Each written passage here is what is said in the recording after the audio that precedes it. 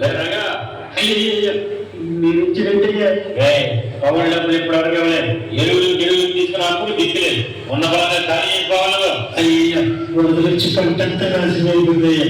ఈ భూమిని నమ్ముకుని బ్రతుకుతున్నాం. కొంచెం గడువు ఉన్నాయా, నా తలంతా ఆకలి పెట్టాయా. నేను ఉప్పు వడ్డీతో సహా తీర్చేస్తానండి అయ్యా.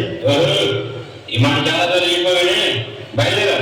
అయ్యా కనీసం కుప్పుడు మట్టైనా తీసుకెళ్ళమండి అయ్యా.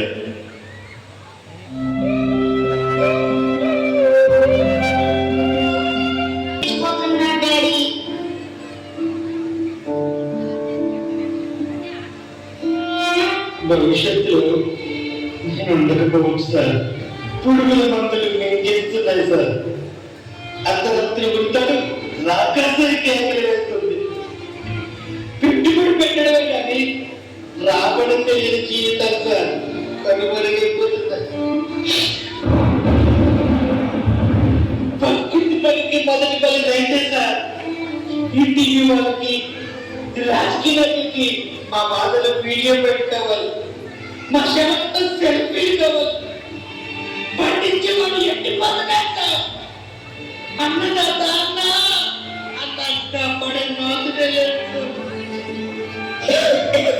కరోనాకు భయపడి ఇంట్లోనే కూర్చున్నారే.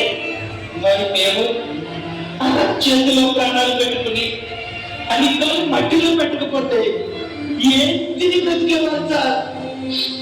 ఒక్కసారి ఆలోచించండి సార్. ప్రపంచంలో రైతు అంతరించిపోతే పరిస్థితి ఏంటి? రైతులకి సాయం చేస్తే వ్యవసాయం వెలిగిపోతుంది సార్. ఇలా మసకబడిపోదు. ఇలాగే ఉంటే వచ్చే తర్వాత రైతుని ఈ మ్యూజియంలను, పుస్తకాలను, శిలా విగ్రహాలను చూపించాల్సి వస్తుంది సార్.